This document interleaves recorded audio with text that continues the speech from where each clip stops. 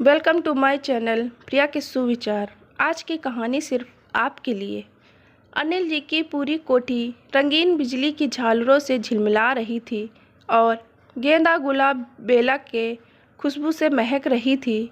सब तरफ चहल पहल, हंसी मजाक और जुगलबाजी का माहौल था।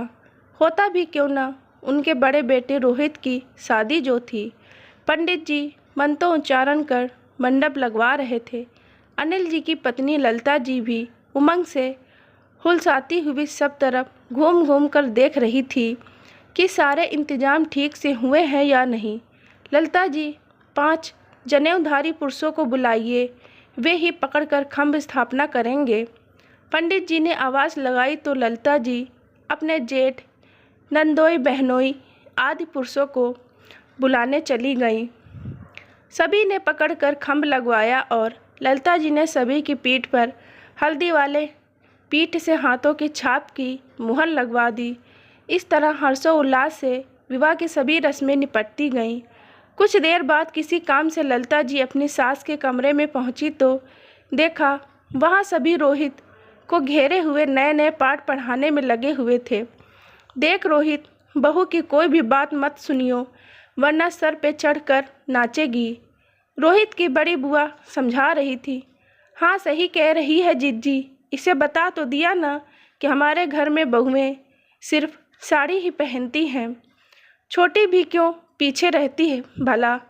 तुम्हारी बुआ लोग सही कह रही हैं। रोहित बेटा, बहू को अगर शुरू से ही वश में नहीं रखोगे तो तुम्हारे माता पिता का और हम लोगों का सम्मान नहीं करेगी। सहारनपुर वाली मौसी बोल उठी। ये सब तो ठीक है, अभी तो वह कहीं नौकरी नहीं कर रही है, लेकिन सुना है कि उसके नौकरी करने के अरमान है। ताई जी ने पूछा तो चाची बोल पड़ी, अरे ये क्या बात हुई भला, पीहर में रहते हुए तो नौकरी करी नहीं, अब ससुराल में नौकरी करेगी। आकर आकर घर गृहस्थी संभाले, वही बहुत है। रोहित चुपचाप बैठा उन सब की नसीहतें सुन सुनकर मुस्कुरा रहा था और हाँ में सर हिलाता जा रहा था। ये देख ललिता जी की आंखों में आंसू आ गए और वो वहाँ से बाहर चली गई। लेकिन अब किसी भी काम में उनका मन नहीं लग रहा था। वो सोचने लगी कि रोहित कहीं उन सब की सीख को आत्मसात न कर ले। खैर, दूसरे दिन रोहित की बारात उठी और अगले दिन रोहित सुनैना को अर्धांगिनी बनाकर अपने घर ले आया। सारी रस्में अच्छी तरह से पूरी हो गईं तो ललिता जी ने बहू सुनैना को कुछ देर आराम करने के लिए उसके कमरे में भेज दिया। बाकी सब भी चूँकि रात भर के जागे हुए थे तो खाना खाकर वहाँ जहाँ तहाँ लेट कर सो गए। मौका देखकर ललिता जी रोहित का हाथ पकड़कर अपने कमरे में ले आईं। रोहित उनके द्वारा यूं लाए जाने पर सवालिया नज़रों से उन्हें देखने लगा। देखो बेटा, परसों मैंने देखा था तुम्हें सभी बड़े लोग नसीहत दे रहे थे। ठीक है, जो उनके विचार थे उन्होंने कहे, लेकिन अब मेरी बात गौर से सुनो और गांठ बांध लो। बेटा, कोई भी लड़की अपने माता पिता, घर द्वार को छोड़कर एक नए परिवार, नितांत अजनबी परिवेश में रहने आती है। हर लड़की के मन में हजारों ख्वाहिशें भी होती हैं। कुछ ख्वाहिशें तो माता पिता यथासंभव पूरी कर भी देते हैं, लेकिन कुछ ख्वाहिशें अधूरी रह जाती हैं। ससुराल आकर नई जिम्मेदारियों का वहन करते करते कई बार उनके ख्वाहिशें सीने में ही दफन हो जाती हैं।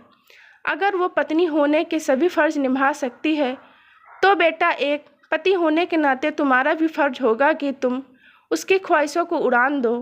छोटी हो या बड़ी, ख्वाहिशें तो ख्वाहिश ही होती है।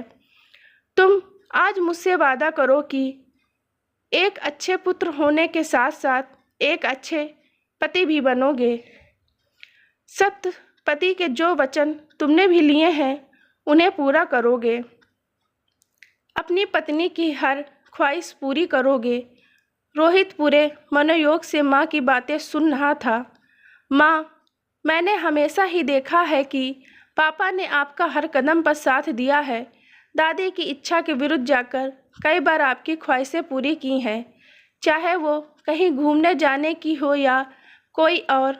तो आप तो अपनी बहू के पक्ष में ही होगी, फिर भला मेरी क्या बिसात होगी जो मैं उसकी ख्वाहिशें न पूरी करूं। आप बिल्कुल निश्चित रहिए। रोहित ने माँ का हाथ थामकर आश्वासन दिया। लेकिन उस दिन तो तुम बहुत गंभीरता से बुआ, ताई, चाची, मौसी की बातें सुन रहे थे। ललिता जी असमंजस में थी।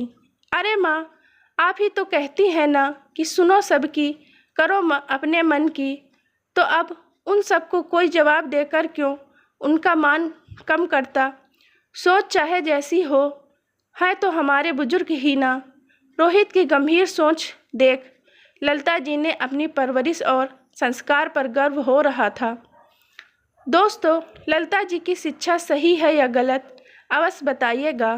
चैनल पर नए हैं तो चैनल को सब्सक्राइब अवश्य करें। इस वीडियो पर आपकी क्या राय है, लाइक और कमेंट करके ज़रूर बताइएगा। धन्यवाद।